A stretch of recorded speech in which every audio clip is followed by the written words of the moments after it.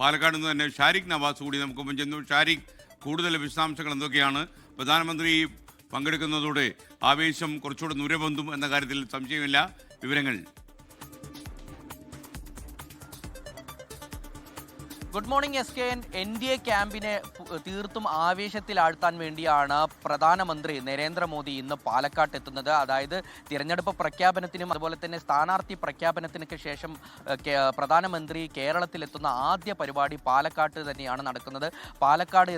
പാലക്കാട് നിയോജക മണ്ഡലം എന്നത് BJP A ക്ലാസ് മണ്ഡലമായി കണക്കാക്കുന്ന ഒരു മണ്ഡലമാണ്. അപ്പോൾ ഇവിടെ പാലക്കാട് ജില്ലയിൽ തന്നെ 12 നിയോജക മണ്ഡലങ്ങളിലെ NDA സ്ഥാനാർത്ഥികൾക്ക് വേണ്ടിയാണ് പ്രചാരണത്തിന് നരേന്ദ്രമോദി ഇന്ന് പാലക്കാട്ട് എത്തുന്നത്. അദ്ദേഹം 2:20 മേഴ്സി കോളേജ് ഗ്രൗണ്ടിൽ ഹെലികോപ്റ്ററിൽ വന്നിറങ്ങും. അവിടുന്ന് വാഹന വ്യൂഹത്തിൽ പാലക്കാട് കോട്ടമൈതാനത്തേക്കാണ് എത്തുക.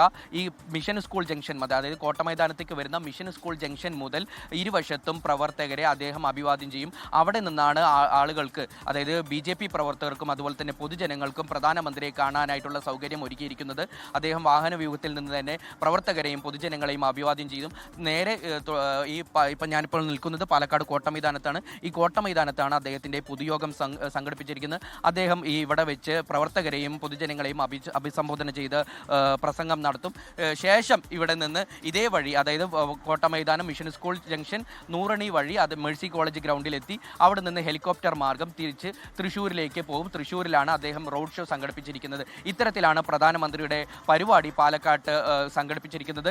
ഇന്നലെ മുതൽ, അതായത് കഴിഞ്ഞ 3 ദിവസങ്ങളിലായി പാലക്കാട് തീർത്തും സുരക്ഷാ വലയത്തിലാണ്. പാലക്കാട് നഗരം പൂർണ്ണമായും SPGയുടെ നിയന്ത്രണത്തിലാണ്. വലിയ പോലീസ് സന്നാഹം തന്നെ ഈ പാലക്കാടിൻ്റെ നഗരത്തിലെ പല ഭാഗങ്ങളിൽ വിന്യസിച്ചു കഴിഞ്ഞു. SPG 3 ദിവസങ്ങളിലായി പാലക്കാട് കോട്ടമൈതാനം ഗ്രൗണ്ടും ഇതിൻ്റെ ചുറ്റുവശങ്ങളൊക്കെ നിയന്ത്രണത്തിലാക്കി കഴിഞ്ഞു. ഇന്ന് രാവിലെ മുതൽ ഇവിടെ ഗതാഗത നിയന്ത്രണമുണ്ട്. ഇവിടുത്തെ കടകളെല്ലാം വിവരങ്ങൾ നൽകിയത്.